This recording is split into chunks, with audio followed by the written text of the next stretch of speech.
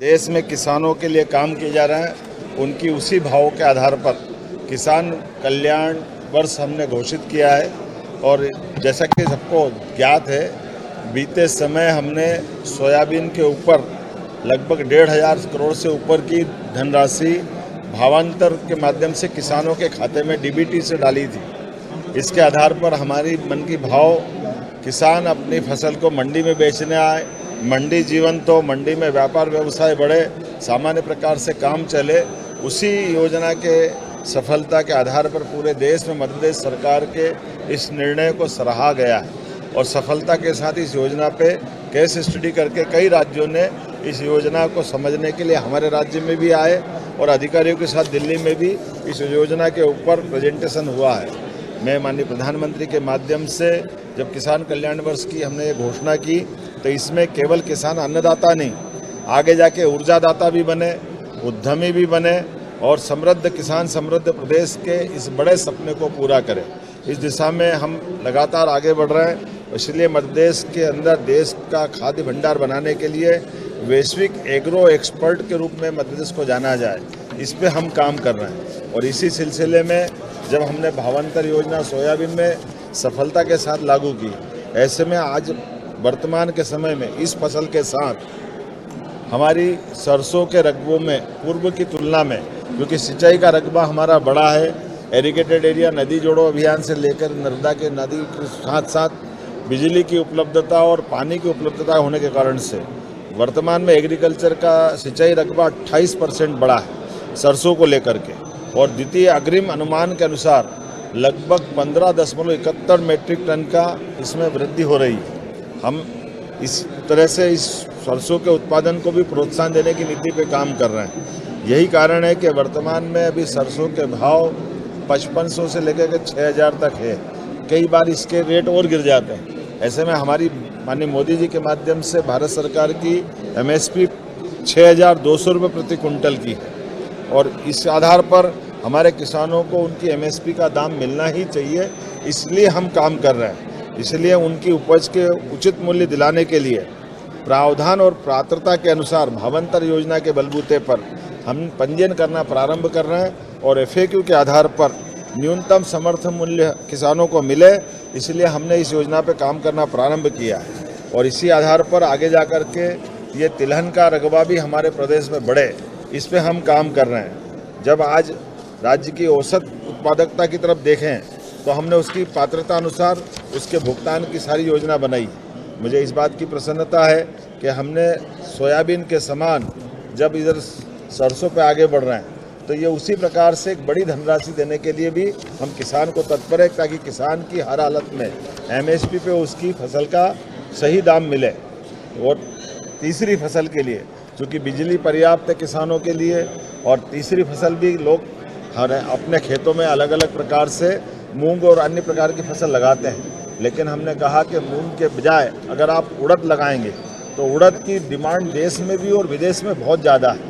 उसकी तुलना में अगर उड़द लगाएंगे तो हम उसको प्रोत्साहन देने के लिए हमारी सरकार ने एक निर्णय लिया है। 600 रुपये प्रति कुंटल का अलग से बोनस हमारी सरकार के द्वारा दिया जाएगा। अभी तीसरी फसल लगना बाकी है। ऐसे में आप सबके माध्यम से मैं अपील करना चाहूँगा अपने किसान भाई बहनों से कि फसल के विविधीकरण के लिए, आपकी आय बढ़ाने के लिए और संतुलित दलहन उत्पादन की दृष्टि से यह निर्णय बड़ा एक दीर्घगामी है, दूरंदेशी वाला है। और विपणन समस्याओं की चुनौती से निपटने के लिए हमने ग्रीष्मकालीन फसल के लिए ये 600 रुपये का बोनस दिया है।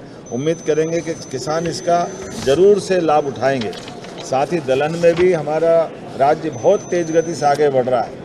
आज की स्थिति में दलहन में हम देश भर में नंबर 1 पे है। और इसमें और आगे बढ़ाने के लिए हमने अपने मसूर, चना फसल ये प्राइस सपोर्ट स्कीम के अंतर्गत चना 6.49 लाख मीट्रिक टन, मसूर 6.1 लाख मीट्रिक टन का उपार्जन का प्रस्ताव हमने भारत सरकार को भेजा है और वहाँ के सकारात्मक संदेश हमको मिले।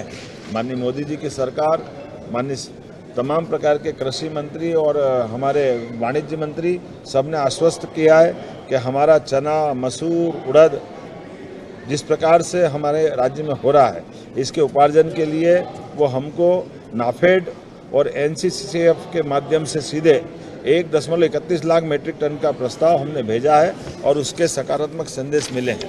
मैं आपके माध्यम से आज ये हमने अपना विशेष वक्तव्य विधानसभा में भी रखा है और जैसे कि मैंने अपने बजट वक्तव्य में भी कहा था कि किसानों को लेकर हमारी सरकार लगातार काम कर रही है। ऐसे में कहीं अब ओला, कहीं बारिश या कोई नुकसानी हुई है तो हमने सभी कलेक्टरों को उनके सर्वे कराते हुए यथायोग्य प्रकार से, यहाँ तक कि हमने तो पीला मोज़ेक तक में सरकार के माध्यम से पहली बार देश में किसानों को मुआवजा दिलाने का प्रयास किया था और उम्मीद कर रहे हैं आने वाले समय में ऐसे सभी कामों के बलबूते पर किसानों की आय बढ़े, उनके कष्ट के समय सरकार खड़ी रहे और उनको सही दाम एमएसपी पे मिले। इस बात के लिए हमारी सरकार प्रतिबद्ध है। आइए हम सब मिलकर के राज्य की प्रगति के लिए, किसान की बेहतरी के लिए आगे बढ़े। इसी भाव के आधार पर मैंने अपनी बात कही। सर, लाडली बहना पे आज कांग्रेस ने सदन में लाडली बहना किसान के लिए जितना मध्य प्रदेश सरकार ने किया, माननीय मोदी जी ने किया है, ये कांग्रेस और राहुल गांधी जी को सोचने का समय उनको निकालना चाहिए।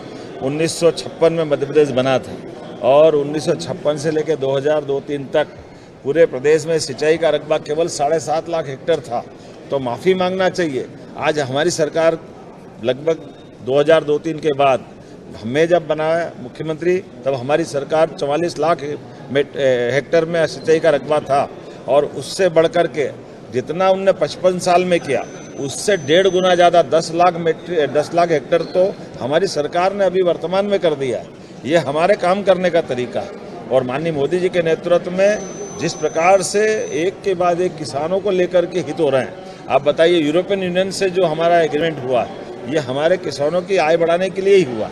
जिस प्रकार से टेक्सटाइल हब में हम कपास को लेकर के माननीय मोदी जी ने अपने जन्मदिवस के अवसर पर धार के अंदर पीएम मित्र पार की सौगात दी, ये किस बात की सौगात?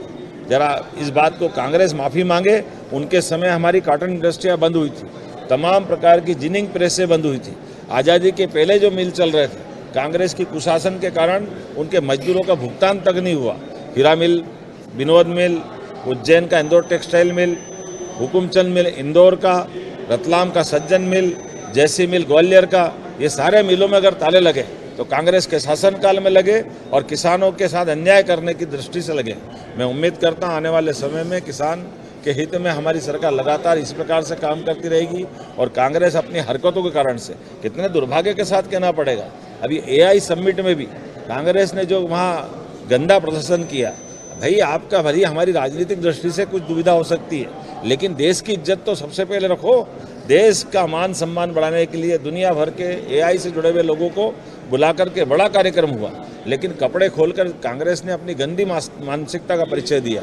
कांग्रेस को माफ़ी मांगना चाहिए, राहुल गांधी को माफ़ी मांगना चाहिए महाकाल दरबार में जाकर के कि अगली बार ऐसी गलती नहीं करेंगे।